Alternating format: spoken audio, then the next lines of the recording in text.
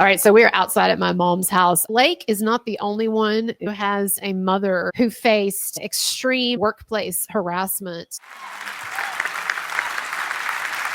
My mom never got justice from her work acquaintance. So I just wanted to know, can I tell your story? Is that okay? Yes, I guess so. She's thought about it a lot. And tonight, no, why are you laughing though? Sad story. Okay. We need Ryan Reynolds to come over here and give us a pep talk like he apparently gave Blake's mom as to how to emote sadness. So I'm going to tell you, but I do want to share your story. Okay. And it's important. So this all happened, you were telling me, about 30 years ago, right? So it happens 30 years ago. Yes, it happened 30 years And ago. what happened was, so you came to work one day and you always brought a sack lunch to work. Oh, always. Always. She was going through a terrible time, marriage problems and stuff. So anyway, so she went to work and she brought her sack lunch. And then noontime came, you were just telling me, and you were really hungry. And so you go to the break room and someone had taken your lunch. Yeah. Yes, someone had taken my lunch. And you searched for that because you were so hungry and you didn't have money for it to go anywhere, right? And so you searched for that sack lunch for like, what, 2 hours? Well, an hour and a half because I had to get back to work. So she never did find out which colleague it was that stole her sack lunch, right? They never found him? Never found the perpetrator. But this kind of workplace toxicity and harassment, this is what I have been trying to stand up against this last year with my own personal struggle that I'm not going to bring up because this isn't the forum for it, but I've been going through for a couple of years now. And so I had no idea what you'd been through. And I just really appreciate you letting me share your story. So I'd asked my mom, last time I had her on here, it was right after it was during the Johnny Depp Amber Heard trial, right? And my mom has a long background in psychology. She was a psychology professor at a small local college around here for many years. She herself was a counselor at a school and have counseled people outside of that, all kinds of stuff, right? And so I asked you about Amber Heard's psychology. Now, you've not been following the Blake Lively case closely, so you don't really have much to say on that. No. Let me ask you a question. Let's say hypothetically, okay? Let's say hypothetically you have this woman who has who's on this movie, and the director is really a pushover, and she basically is allowed to just sort of run all over him and change the vision of the movie and do whatever she wants to do. And he is nothing but super compliant and kind to her. And then at the conclusion of filming, she then demands that he cannot, at the premiere, he cannot be in the same room with her. And in fact, he was sent down to the basement at the premiere. Do you know this? No. At his own movie. He was the director of this movie. Okay, that is really a pushover. Yeah. He was. I'm sorry to say this, Justin, if you see this, but you were too much of a pushover. Hopefully lesson learned there. But anyway, so she sends. He was very gracious. Let's reword it. He was very gracious. He was very gracious. So let's say then, though, so she has him and the family and his friends sequestered in the basement and et cetera, right? And the reason being? Well, okay, so here's the thing. She claims that he was toxic and harassing to her on set, despite all of the evidence to the contrary and all of the people, we've seen their texts talking about what a nightmare she was and all of that. Well, that was not enough for her, because then months after, now this is what I wanted to ask you as a psychologist, as months after the film comes out, she's already made a ton of money. The film was way more successful than anyone imagined. It made hundreds of millions of dollars on a small budget. Huge success. Things turned out great. She was getting all this acclaim. Yeah, she had some bad social media coverage earlier on, but that was subsiding. My point is that everything was going her way by December, when she decided to file her CRD complaint, and when she had this article come out in the New York Times, colluded with the New York Times on this hit piece on Justin Baldoni. Here's my question. What do you think is driving someone's to behave in that way when she was already in the clear? There was no need to turn around and provoke this whole thing. And now she's ruined herself. It was completely self-destructive, unforced error.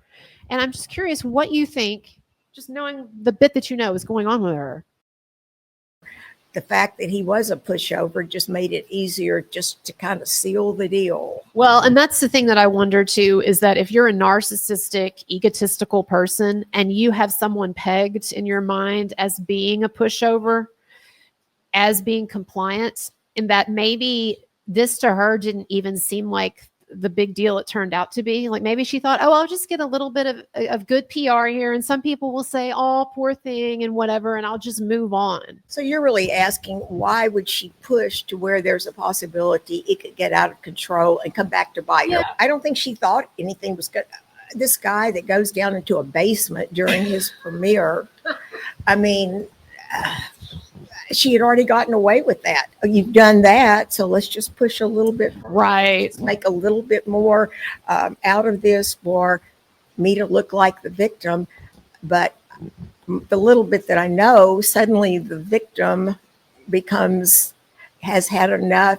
He becomes a little bit more empowered. He gets support, and the victim does what a lot of times victims or pushovers or really gracious people don't do. The victim turns.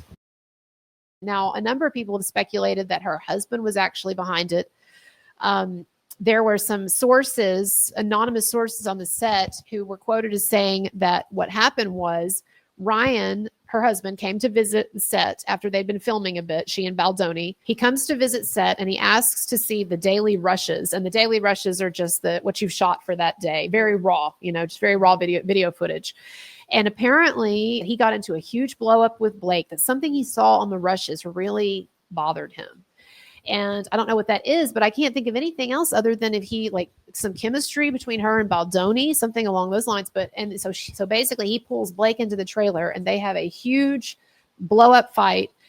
And then after that, Blake begins asserting really strong control over Baldoni. And you see this now sensitivity about certain things on set and stuff. So I don't know. Some people have said maybe it was some kind of jealousy of Ryan Reynolds, and now he's got it out for Baldoni. Did you know that they even made fun of Baldoni in one of the Deadpool movies? So in Deadpool versus Wolverine, the movie that he did with Hugh Jackman, there's a character in there. Here's I guess what I'm saying is, for some reason, these two people, Blake Lively and Ryan Reynolds, were so obsessed with this nice guy who had done nothing to them. That's to me what the mystery of all this is that these two people who were on top of the world, they are almost billionaires. They had this hugely successful movie. They're on top of the world. And here's this, no offense to Baldoni, but this nothing newbie director who just basically rolled over for them and has caused them no problems. And they're obsessed with him. What is that? You have to know the dynamics of that marriage, the power play between the two of them, what maybe she was having to do to go through to prove that there wasn't chemistry between them. I think that what made them go after him, or one of them go after Ryan or, Blake, whichever, or both of them together, were equally upset or equally enjoying it or vindictive or whatever. I think that dynamic was formed from something very complex that no one's privy to in their marriage, or the way they interact, or their imagination of how they perceive stuff. And I think it would be almost impossible to decipher what that could have been, because so much of it went kind of behind anything that anybody was privy to. But it's, to me, certainly something, a very complex psychological dynamic there that motivated them to do this. I don't. Well, for some reason that they really dislike this man. Really dislike this man. That's the thing. They really are fixated on this dude. Really mistreating somebody when you don't have to. Oh, they were trying to destroy him.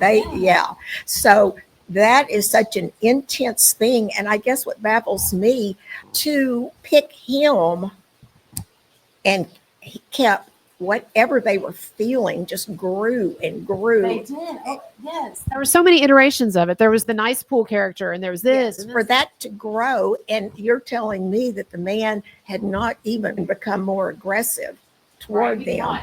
By then, it's almost like dogs at the sight of blood that are just going. But why they would pick this man to take a stand, obviously they felt secure. They weren't going to go after somebody who was almost equally their match or on their level. Right. And I don't think it's like, okay, who can we go after? But there was this perfect storm that came together with this particular man, maybe what was going on in their marriage, in their relationship, whatever. Don't know all the dynamics because who in the world is privy to that? But it was a perfect storm, just kept fueling and fueling. And I wonder too if thinking about their marriage, if psychologically the phenomenon whereby if we can't handle an emotion or we can't target an emotion at one thing, then what is it? Is it displacing? Right, displacement.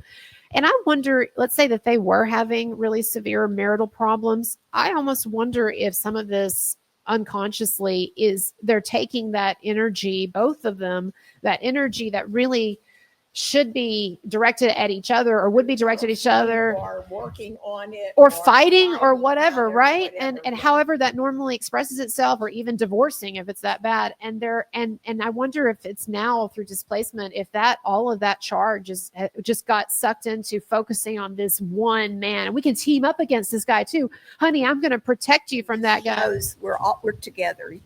Exactly.